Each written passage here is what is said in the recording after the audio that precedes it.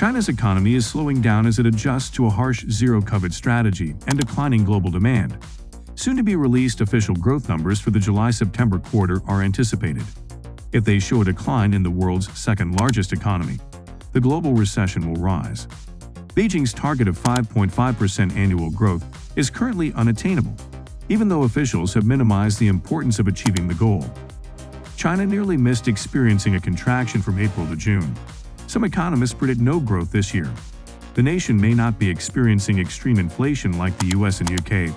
It still has additional issues, such as the fact that there are suddenly fewer domestic and foreign clients for its goods. Trade disputes between China and powerful economies like the US have hampered growth. And as it falls sharply against the US dollar, the yuan is on track to have its worst year in decades. Investor trepidation caused by a weak currency feeds uncertainty in the financial markets. Additionally, it makes it challenging for the central bank to inject cash into the economy. This occurs when President Xi Jinping's chances of winning a historic third term at the Communist Party Congress, which starts on October 16, are pretty high. So what specifically went wrong? Welcome back to another exciting video from Surgency. Today's video is about China's economy falling. Before we start the video, please like, subscribe, and press the bell icon.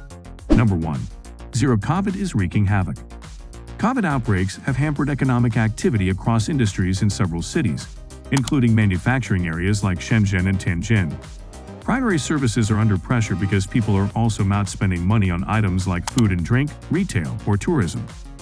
According to the National Bureau of Statistics, factory activity in the manufacturing sector looks to have increased again in September. The government's increased investment in infrastructure may be the source of the resurgence. However, it did so 2 months after there had been no growth in production, and it has sparked concerns, particularly in light of a private poll that revealed a decline in manufacturing activity in September due to the impact of demand on output, new orders, and employment. Due to increasing interest rates, inflation, and the crisis in Ukraine, demand has also decreased in nations like the US. According to experts, Beijing might stimulate the economy further, but there is little incentive to do so until zero COVID ends. According to Louis Kuitz, chief Asian economist at S&P Global Ratings, there is not much purpose in injecting money into our economy if businesses cannot develop or people cannot spend the money. Number 2. Beijing isn't doing enough.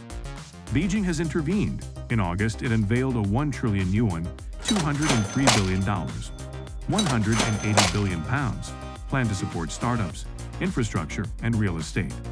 But there is much more government officials may do to spur expenditure and achieve economic goals and employment growth. This involves increasing infrastructure spending, lowering borrowing requirements for home buyers, real estate investors, and local governments, and providing individual tax breaks. According to Mr. Kuitz, the government's response to the economic downturn has been rather limited compared to what we have seen during prior economic downturns. Number 3. China's property market is in a crisis. Undoubtedly, the housing sector's unfavorable attitude and weak real estate activity have hindered growth. Because up to a third of China's GDP is made up of industries that contribute to the economy, including real estate, this has significantly impacted its GDP. People become uncertain about the state of the economy as a whole when there is low confidence in the housing market, according to Mr. Kuitz. Home buyers have refused to pay their mortgages on partially constructed structures, and some aren't sure their homes will ever be finished. The demand for new dwellings has decreased the requirement to import building materials.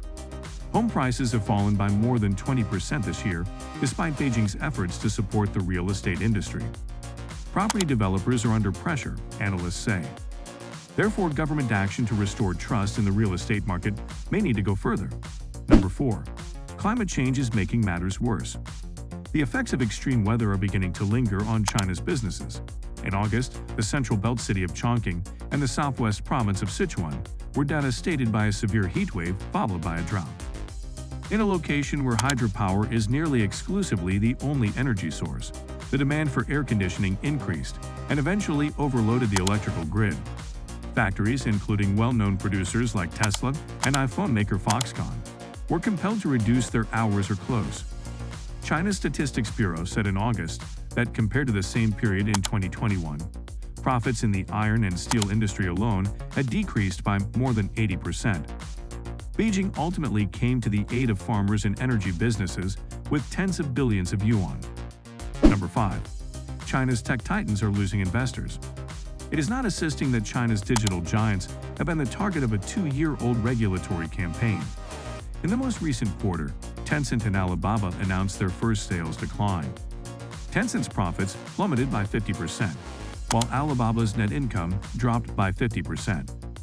Tens of thousands of young workers have lost their jobs, adding to the unemployment rate among those between the ages of 16 and 24. Long-term, this might be detrimental to China's productivity and growth. Investors have also seen a change in Beijing.